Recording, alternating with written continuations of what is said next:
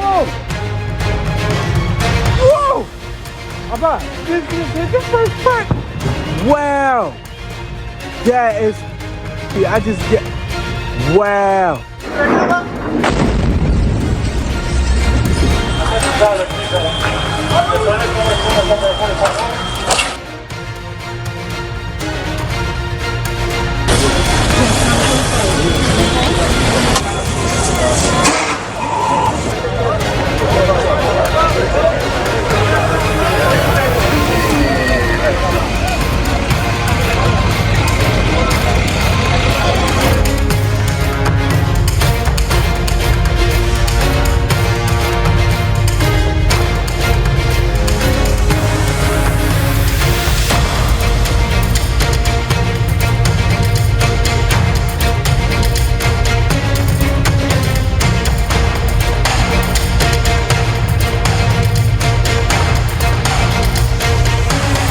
Hello juga.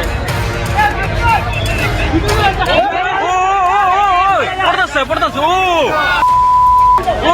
re. Oh my God. A ver, Bakir.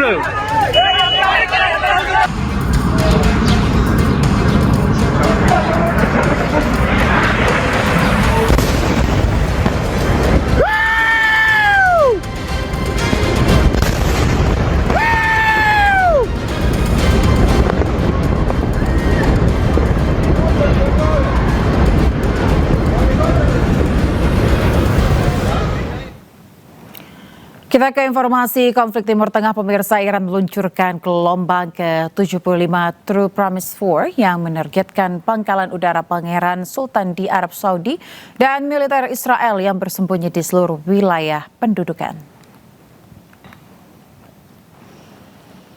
Korps Garda Revolusi Islam Iran mengumumkan serangan tersebut dilakukan berdasarkan intelijen operasional untuk menekan pasukan Israel secara terus-menerus. Sementara pangkalan udara Pangeran Sultan di Al-Karj, Arab Saudi sebagai salah satu pusat utama pengerahan pasukan Amerika Serikat menjadi sasaran rudal balistik Iran. Operasi tersebut dilakukan sebagai penghormatan kepada juru bicara Korps Garda Revolusi Islam Iran, Ali Muhammad Naini, dan Menteri Intelijen Ismail Khatib.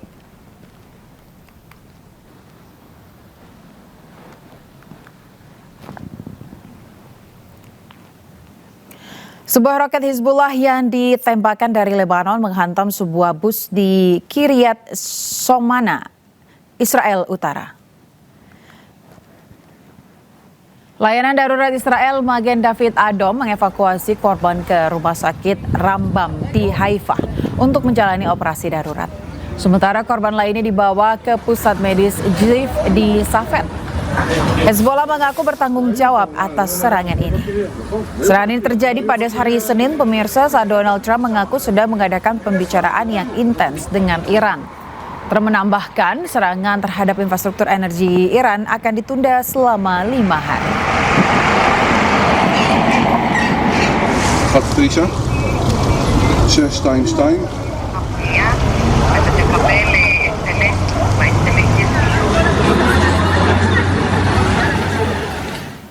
Sementara itu, pemirsa, sistem pertahanan udara Israel Iron Dome gagal saat rudal Iran menghantam kawasan Dimona dan Arad. Rudal Iran menghantam Dimona dan Arad dan melukai puluhan orang. Serangan ini mengungkap celah dalam sistem pertahanan rudal Israel. Fasilitas penelitian dan reaktor nuklir utama Israel di Gurun Negev Selatan dianggap sebagai salah satu lokasi paling terlindungi di negara Zionis ini. Namun pada Sabtu malam, 2 rudal balistik Iran menghantam permukiman penduduk di Dimona dan kota Arad di dekatnya. Serangan itu melukai sekitar 175 orang dan setidaknya 10 diantaranya mengalami luka serius.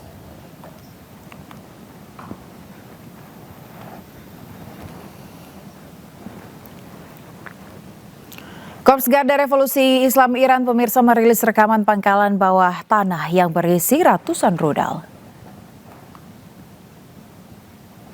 Korps Garda Revolusi Islam Iran (IRGC) menyatakan pangkalan bawah tanah ini menyimpan ratusan rudal dan peralatan pertahanan lainnya. IRGC, pangkalan militer bawah tanah ini menyimpan rudal Sayat 3 dan sistem pertahanan udara Day-9D. Iran juga diketahui memproduksi rudal balistik Sigil dan rudal hipersonik Fatah 2. Fatah 2 diketahui memiliki kecepatan tinggi yakni di atas Mach 15 dan dengan jangkauan mencapai 1.500 km. Iran diketahui memiliki sedikitnya 3.000 rudal balistik yang membuatnya menjadi kekuatan militer utama di Timur Tengah.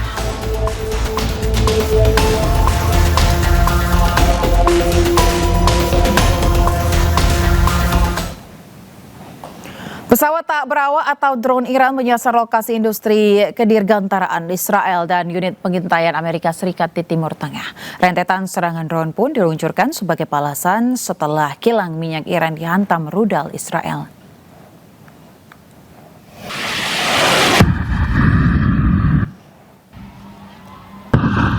Militer Iran mengumumkan bahwa mereka telah meluncurkan serangan menggunakan pesawat tak berawak. Kali ini mereka menyasar lokasi industri kedirgantaraan Israel dan unit pengintaian Amerika Serikat. Iran menyebut serangan drone ofensif ini diluncurkan dengan target Israel Aerospace Industry di dekat pangkalan udara Ben Gurion. Tak hanya itu pemirsa, drone-drone ini juga menyasar pesawat pengintai Amerika Serikat di pangkalan udara Pangeran Sultan. Hingga kini Israel maupun Pusat Komando Amerika Serikat belum memberikan komentar terkait serangan ini.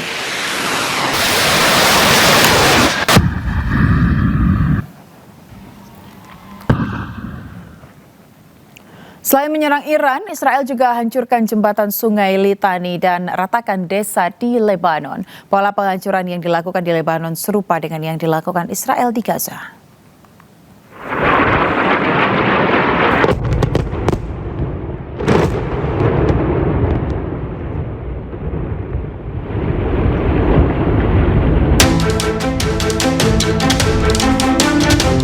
Militer Israel secara signifikan meningkatkan intensitas serangannya di Lebanon dengan menargetkan infrastruktur sipil vital.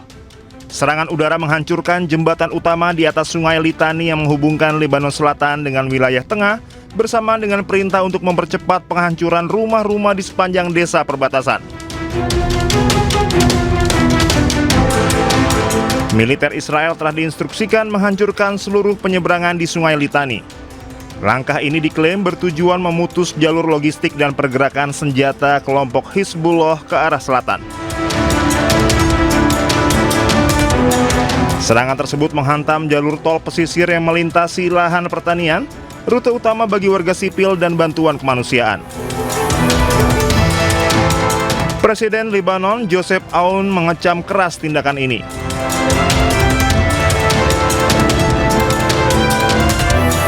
Selain infrastruktur jalan, Israel juga mempercepat penghancuran rumah-rumah di desa.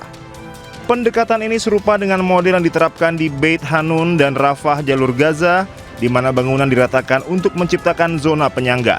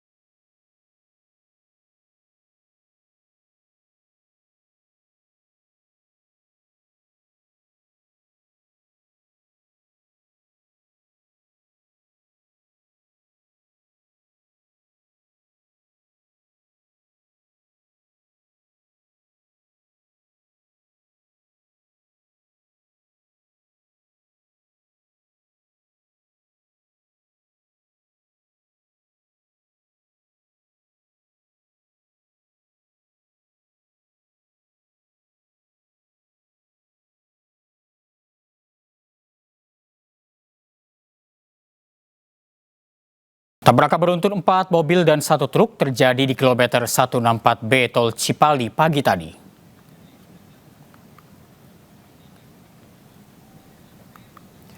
Empat mobil dan 1 truk terlibat tabrakan beruntun di kilometer 164B Majalengka, Jawa Barat. Kecelakaan tersebut diduga adanya kendaraan ekspedisi yang rem mendadak karena mengantuk. Supir truk mengaku sudah rem dari jarak jauh, namun tetap tidak bisa menguasai laju truknya hingga tabrakan tidak bisa dihindari.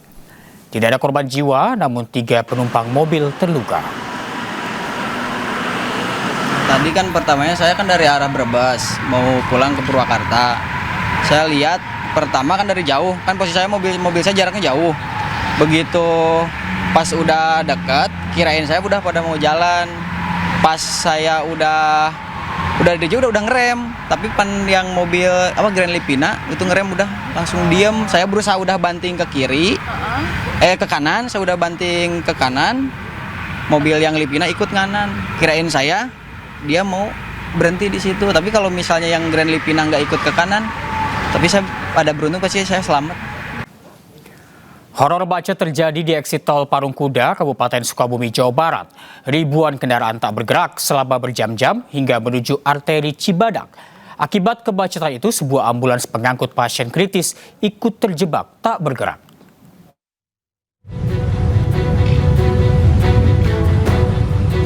Ribuan kendaraan wisatawan yang hendak berlibur ke kawasan pantai Pelabuhan Ratu dan Taman Wisata Alam Situ Gintung terjebak kemacetan panjang di eksit tol Parungkuda, Kabupaten Sukabumi.